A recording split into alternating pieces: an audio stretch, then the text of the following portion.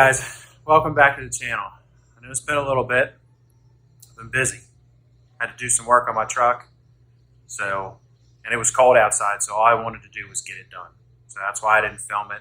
I apologize, but I got something that I think is important for anybody that is assembling a used motor, right? Or rebuilding their motor, doing a junkyard LS, something of that nature. So as you can probably tell, I've got a different backdrop in a friend of mine's garage.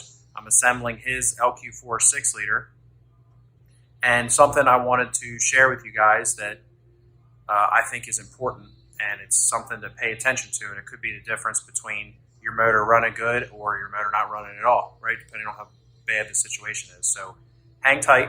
I'm going to reposition and show you guys what I got going on. So hold on.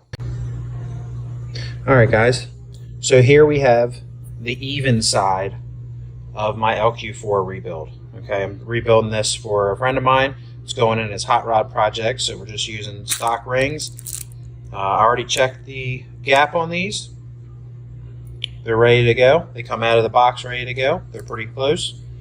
But something I wanted to show you guys, so this motor has a little bit higher mileage, okay? And we're looking at the piston ring lands. And see all that gunk under there? That's all burnt oil. And it's all inside of those ring lands. And I actually didn't think much of it. Originally I thought it might have just been stained.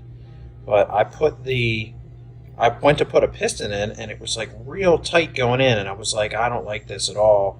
I'm going to take it back out. So I took it back out, and the top ring, the top ring right here, it was stuck, and it wouldn't open up. It was compressed. Basically, it was. Let's take this top ring right here. It was stuck like that. It didn't touch because it had clearance, but it was just stuck. It wouldn't move. It didn't spring, and they are supposed to move around. So here's a piston that I've already started to clean out. And see how you can see the bare aluminum down in there?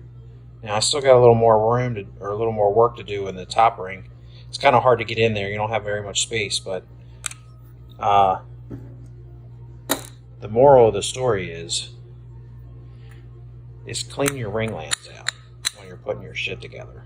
And even if you're putting together a new motor, see how these move nice and freely? Like I can move it back and forth, shuffle it around. Even if you're assembling a new motor, make sure there's no trash in it. It's super important to keep all that stuff as clean as you can. So that's my deal. I think I might turn this into Suggestion Saturdays. So every Saturday, or maybe every other Saturday, I will find something in my travels that I think you guys should know. It might be tow rig related, it might be race car related, it might be engine building related. Who knows? Let me know if that's something you guys are into. Drop a comment if you feel like it. If not, I'll probably do it anyway, so whatever. I'll see you guys later. Out.